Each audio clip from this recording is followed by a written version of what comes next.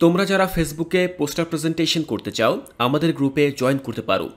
ফেসবুকে class 6 to 9 poster presentation লিখে search করলেই আমাদের গ্রুপ পেয়ে যাবে। আমাদের এই গ্রুপে জয়েন হয়ে তোমার ক্লাসের সকল বিষয়ের পোস্টার অন্য সবার সাথে শেয়ার করতে পারবে। আসসালামু আলাইকুম প্রিয় শিক্ষার্থীরা, আমরা আজকে আলোচনা করব বাংলা বই থেকে 6.1.5 নিয়ে, যেখানে আমাদের কাজের শিরোনাম হচ্ছে জীবনের সঙ্গে কবিতার সম্পর্ক খুঁজি।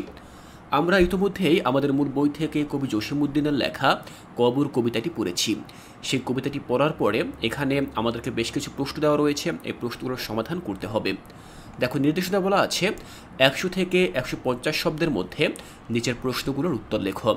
এরপর সহপাঠীর সঙ্গে আলোচনা করো এবং প্রয়োজনে তোমার উত্তর সংশোধন করো। তো শিক্ষার্থীরা, তোমরা দেখলে যে এখানে নির্দেশনায় ঠিক কী করতে বলা হয়েছে। আমাদের প্রথম প্রশ্ন, কবর কবিতায় কবি কী বলতে চেয়েছেন। এরপর আমাদের দ্বিতীয় প্রশ্ন হচ্ছে, যেখানে যাহারে জড়ায় ধরেছি সেই চলে গেছে ছাড়ি, কথাটি দিয়ে কবি কী বোঝাতে চেয়েছেন। এরপর আমাদের পরবর্তী প্রশ্ন হচ্ছে 3, কবর কবিতায় যে সময়ের কথা বলা হয়েছে সে সময়ের জীবনযাত্রার মান কেমন ছিল।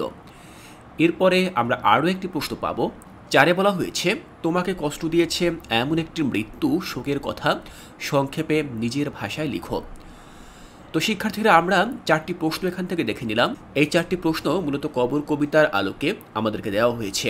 দেখো, প্রতিটি প্রশ্নের নিচেই কিন্তু ফাঁকা জায়গা দেওয়া রয়েছে। তোমরা চাইলে এই ফাঁকা জায়গায় প্রশ্নের উত্তরগুলো লিখতে পারো, আবার চাইলে আলাদা খাতায় কিন্তু এই প্রশ্নের উত্তর লিখতে পারো। তো চলো দেখে নিচ্ছি যে কিভাবে আমরা এই 4টি প্রশ্নের উত্তর লিখতে পারি। শিক্ষার্থীরা, আমাদের প্রথম প্রশ্ন, কবর কবিতায় কবি কী বলতে চেয়েছেন।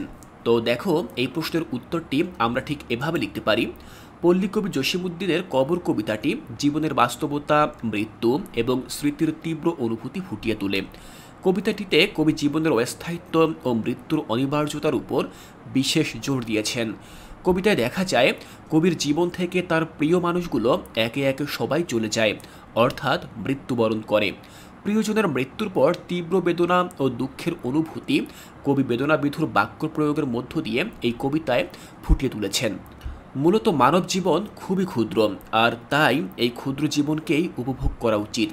হাজারো ব্যস্ততা সত্ত্বেও প্রিয় মানুষদের সময় দেওয়া উচিত, কারণ একটা সময়ে সকল প্রিয় মানুষ পৃথিবী ছেড়ে চলে যাবে, আর তখন তাদের সাথে সময় কাটানো এবং মিষ্টি মধুর স্মৃতিগুলো নিয়ে আমরা বাকি জীবন অতিবাহিত করতে পারব।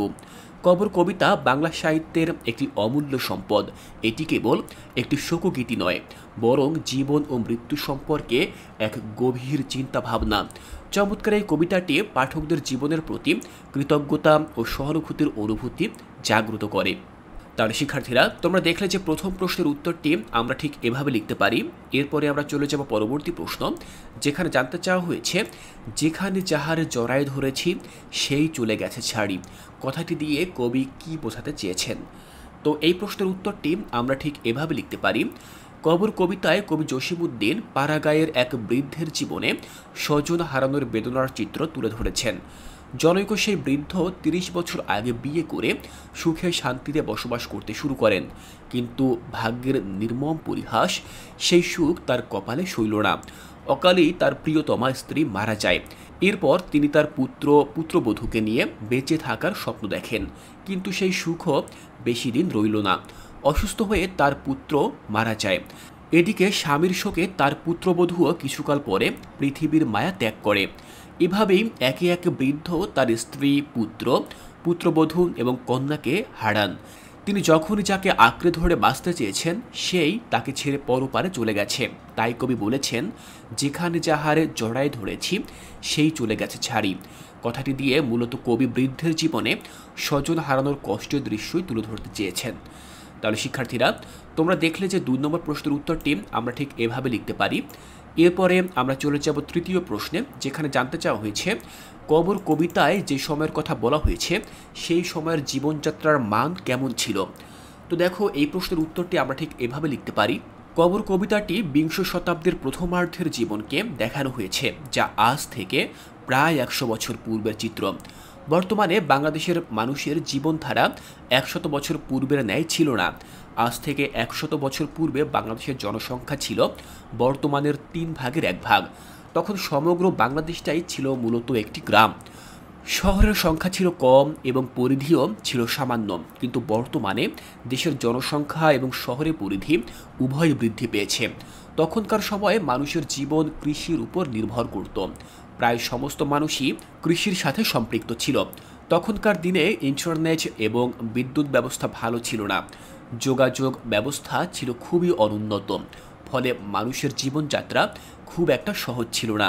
তবে এত সব সুব্যবস্থা না থাকলেও তখন ছিল গোয়াল ভরা ধান, পুকুর ভরা মাছ। মানুষ মাছ ভাত আর শাকসবজি খেয়ে দারুণ খুশি ছিল। তার শিক্ষার্থীরা, তোমরা দেখলে যে 3 নম্বর প্রশ্নের উত্তরটি আমরা কিভাবে লিখলাম। সবশেষে আমরা দেখব 4 নম্বর প্রশ্নটি, যেখানে লেখা রয়েছে তোমাকে কষ্ট দিয়েছে এমন একটি মৃত্যু, শোকের কথা সংক্ষেপে নিজের ভাষায় লিখো। শিক্ষার্থীরা, এই প্রশ্নের উত্তরটি কিন্তু আমাদেরকে নিজেদের অভিজ্ঞতার আলোকেই লিখতে হবে। দেখো, আমি একটি কাল্পনিক উত্তর এখানে লিখেছি। আমি আর আমার বন্ধু আবির ছিলাম খুবই ঘনিষ্ঠ। আমরা একসাথে স্কুলে যেতাম, ক্লাসে একই বেঞ্চে বসতাম এবং স্কুল শেষে বাসায়ও ফিরতাম একই সাথে। সে শুধু আমার বন্ধুই ছিল না, তার সাথে আমার আত্মার সম্পর্ক ছিল। একদিন স্কুল থেকে ফেরার পথে আমাকে রাস্তার এক পাশে রেখে অপর পাশের একটি দোকানে আবির আইসক্রিম কিনতে যায়। আইসক্রিমটি কেনার পরে রাস্তা পার হওয়ার সময় হঠাৎ করেই বেপরোয়া গতিতে একটি গাড়ি চলে আসে, যা সে দেখতে পায় না। কিন্তু ততক্ষণে যা হওয়ার হয়ে গেছে। গাড়িটি আবিরকে চাপা দিয়ে দ্রুত পালিয়ে যায়। উপস্থিত সকল পথচারীরা এবং আমি ওকে ধরে হাসপাতালে চলে যেতে থাকি, কিন্তু পথিমধ্যেই আমার বন্ধু আবির শেষ নিঃশ্বাস ত্যাগ করে। তার হঠাৎ করে চলে যাওয়া আমাকে ভীষণ কষ্ট দিয়েছে। সে আমার এমনই এক বন্ধু ছিল যে তার শূন্যস্থান কখনোই পূরণ হওয়ার নয়। তাহলে শিক্ষার্থীরা, তোমরা দেখলে যে 4 নম্বর প্রশ্নের এই উত্তরটি আমরা ঠিক এভাবে লিখতে পারি। দেখো, এই প্রশ্নের উত্তরটি আমি কল্পনা করে লিখেছি, তবে তোমরা চেষ্টা করবে এই গল্পটি তোমাদের নিজেদের জীবনের অভিজ্ঞতার আলোকে উপস্থাপন করতে। আমি আশা করছি এখানে যে 4টি প্রশ্ন ছিল সেই প্রশ্নগুলো বুঝতে তোমাদের আর কোথাও কোনো অসুবিধা নেই। শিক্ষার্থীরা, এর পরবর্তী ক্লাসে আমি তোমাদের বাংলা পরবর্তী যে সকল কাজগুলো রয়েছে সেই সকল কাজগুলো বুঝিয়ে দেওয়ার চেষ্টা করব। তাই কোর্সটিকায় এর পরবর্তী ক্লাসগুলো দেখার আমন্ত্রণ জানিয়ে আজকের এই ক্লাসটি এখানেই শেষ করছি।